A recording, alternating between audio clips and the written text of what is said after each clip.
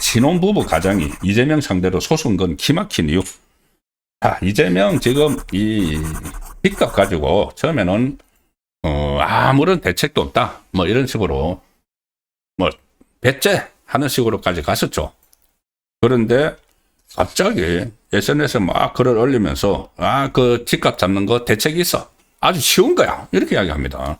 코스피 그 5천보다 더 쉬워, 우리 코스피 5천 달성했잖아, 이런 식으로 이야기를 하고, 지금은 주말도 그렇고 어제 오늘 계속 SNS에 글을 올려가지고 겁박을 합니다. 208 지금 그 다주택자 2024년 기준으로, 그러니까 그 1가구 2주택 이상 뭐 여러 가지 이유가 있죠. 이유가 있는 사람도 있고 실제로 뭐 투기를 한 사람도 있고, 어쨌든 다주택자가 237만입니다. 가족들까지 하면 상당히 많죠. 237만 다주택자를 전부 다 마치 투기꾼으로 규정을 하는 듯한 그런 지금 말들을 쏟아내고 있죠. 이 어떤 뭐 세제 인상 뭐 이런 거 어떤 그러니까 지금 아마 보유세 인상이나 토지거래 허가구역 추가 지정 이런 것을 내놓기 위해서, 보유세 인상하면 반발이 있으니까 토지거래 허가구역 추가 지정도 이걸 내놓기 위해서 빌드업을 하는 것인지, 아예 그 다주택자들을 투기꾼으로 규정을 해버리고 있습니다. 그래서 세제 인상 같은 정책 수단을 제시하기 전에 시장의 기대 심리를 완전히 꺾어버려가지고 이 모든 다주택자들을 대상으로 매물을 유도하려는 것 아니냐, 뭐 이런 이야기도 나오고 여러 가지 분석이 나오는데, 이런 말까지 했습니다. 이재명은 당장의 유불리를 따지지 않으면 사용할 수 있는 정책 수단은 얼마든지 있다, 그렇게 하면서 버티는 것보다 파는 것이, 일찍 파는 것이 늦게 파는 것보다 유리할 것이다, 이렇게 막 이 경고를 막 하는 식으로 합니다. 이재명이 지난달 23일 이후 오늘 오전까지 X에, 그러니까 SNS에 올린 부동산 게시글만 13개. 그런데 어떤 뚜렷한 대책이 있는 것이 아니고 거의 뭐 급박을 하는 그런 것들이죠. 그래서 이게 언론에서는 지방선거 전략하고 관련이 있다, 이런 분석이 나옵니다. 이제 5월 9일까지 이 시장의 매물이 이제 9월 9일까지 하면은 어떤 그 중과세를 유예를 해놨죠. 그래서 5월 9일까지 시장의 매물이 쏟아져서 집값 상승세가 이제 꺾이면은 이게 지방선거에 좀 유리한 국민이 될 수 있다. 그래서 지방선거용 아니냐는 말도 나오고, 도대체 종잡을 수 없는 그런 말들이 지금 오가고 있습니다. 자, 그리고 이것이 어제 제가 말씀드렸다시피 여기서 이 코스피에 무조건 지금 올인을 하고 있죠. 이재명도 그렇고 이재명 정부 사람들도 그렇고 계속 집에 투자하지 말고 코스피에 투자를 하라, 이런 그 메시지를 계속 내고 있습니다. 그러니까 대체 투자 수단이 있는 것 아니냐, 이재명이 그런 말을 했습니다. 이전에는 부동산이 유일한 투자 수단이었지만 이제는 주식이라는 대체 투자 수단이 생겼다. 그러니까 그 집 팔아가지고 주식에 투자하라는 이야기입니다. 주식에 투자하면은 코스피 막 올라가고, 그러면은 뭐 5천, 뭐 6천 막 이렇게 올라가면은 이재명 정권의 성과로 막 내세우고, 그렇게 되면은 지지율도 어제 말씀드린 것처럼 아무래도 이 주식에 투자해서 돈을 벌면은 또 지지율이 올라가죠. 이재명에 대한 지지율. 어제 그게 그 수치로 딱 증명이 됐지 않습니까? 자, 그래서 그 지방선거 용이기도 하고, 이제 그런 용도로 막 몰아치고 있다는, 근데 정책을 내놔야지, 정책은 없이 이렇게 몰아치는데, 이런 말까지 했습니다. 오늘 부동산 투기로 불로소득을 얻겠다는 수십만 다주택자의 눈물이 안타까우신 분들에게 묻는다. 이거 완전히 갈라치기 하는 겁니다. 이들로 인한 높은 주거 비용 때문에, 높은 다주택을 갖고 있기 때문에 이 집값이 올라가고, 높은 주거 비용 때문에 결혼 출산을 포기하는 수백만 청년의 피눈물은 안 보이느냐.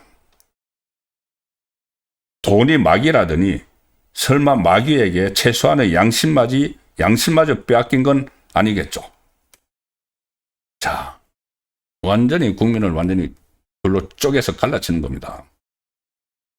그래서 이 말에 대해서 돈이 마귀다. 설마 마귀에게 최소한의 양심마저 빼앗긴 거냐? 이 200만, 니는 237만 다주택자를 투기꾼으로 규정을 하고 나서 이제 이런 이야기를 하죠. 그런데, 그러면 조금 전에 제가 그 이야기 했다고 말씀드렸지 않습니까? 이 부동산 투기로 불로소득을 얻겠다는 수십만 다주택자의 눈물이 안타까운 분들에게 묻는다. 이들로 인한 높은 주거 비용 때문에 결혼 출산을 포기하는 수백만 청년의 피눈물을 안 보이느냐. 근데 청년들이 이재명의 어설픈 주택 정책 때문에 지금 상당히 어려움을 겪고 있습니다. 자, SBS 기사를 보여드리겠습니다. 대출 규제로 집 못 샀다. 젊은 가장의 분노. 국가 상대 소송을 했다.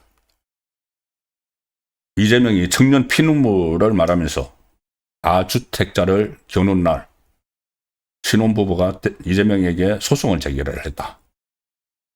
이재명이 SNS를 통해서 다주택자 겨냥한 강경 메시지를 내놓고 있는데 직설적 표현으로 청년의 피눈물은 보이지 않느냐 하는데 아이러니하게도 이재명이 청년의 피눈물을 언급하면서 다주택자를 강하게 비판한 날 신혼 가장이 대출 규제로 계약이 무산될 위기에 놓였다면서 이재명을 상대로 소송을 제기를 했다.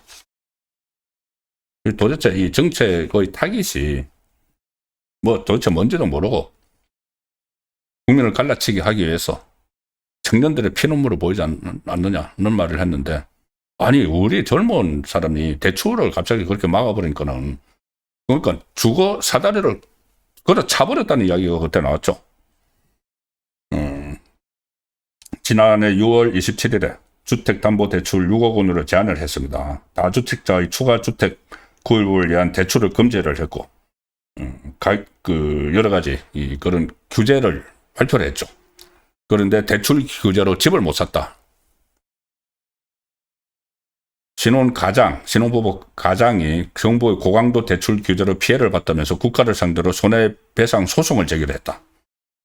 주택담보대출 한도를 6억 원 이하로 제한한 정부의 그 방안이 627 대출 규제 그때 나왔었죠. 분양 계약 잔금을 치르지 못해서 계약이 무산될 위기에 처했고 이번 기회가 지나면은 더는 집을 마련할 수 없게 된다면서 정신적 피해를 봤다는 이야기를 하면서 소송을 제기를 했습니다. 서울중앙지법에 국가와 이재명을 상대로 2천만 원의 손해배상 청구 소송 소장을 냈다.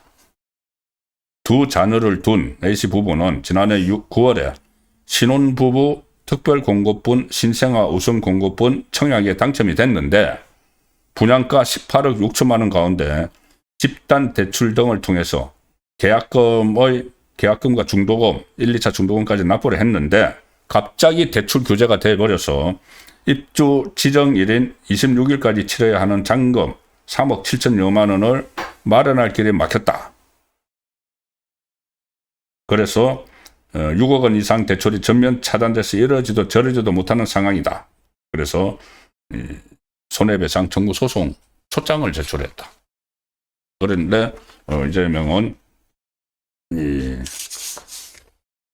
마치 다주택자들 때문에 젊은 층이 주거를 집을 사지 못하는 그런 상황에 있다고 하면서 막 갈라치기를 했는데 오히려 그 젊은 층에서 대출 규제 때문에 집을 지금 다 장만한 일부 직전까지 갔다가 지금 중단돼 버렸다. 그래서 국가를 상대로 소송을 제기하는 일이 있었던 거죠. 이렇게 하니까 이재명의 국정운영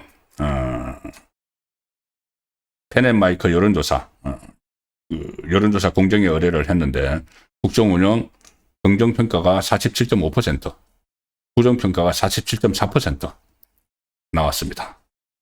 거의 똑같이 나왔죠.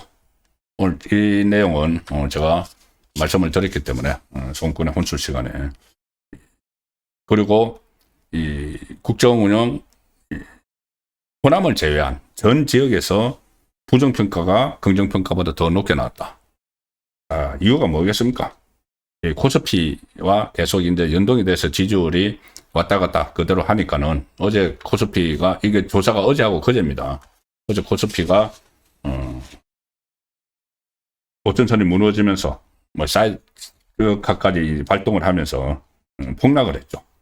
자, 그리고 트럼프 2차 관세 폭탄 여기에 대해서 제대로 대처하지 못하는 이런 상황, 그리고 지금 말씀드린 주택정책 오락가락하는 이런 것들이 복합적으로 해서 이재명의 지지율은 폭락하기 시작을 했고, 또 정당 지지율도 국민의힘이 내부 갈등을 이제 정리를 하면서 민심에 긍정 효과를 미치면서 오늘 패널마이크 조사에 의하면은 지방선거에서 어느 정당 소속 후보를 지지할 것이냐 물었을 때 민주당 후보가 39.6, 국민의힘 후보 39.7, 오히려 0.1% 더 많이 났다. 국민의힘이 계속 정당 지지율이 뭐 20% 떨어졌다 그런 말들을 하지만은 지금 이 ARS 조사를 하면은 이렇게 이제 나온다는 겁니다. 이렇게까지 이제 나오기 시작을 했다는 거죠. 정당 지지율 조사도 호남을 빼고 나면은 전 지역에서 국민의힘이 우세하다. 이게 상당히 긍정적인 시그널이죠. 이 한동훈에 대한 정리를 하고 난 직후에 나온 조사이기 때문에.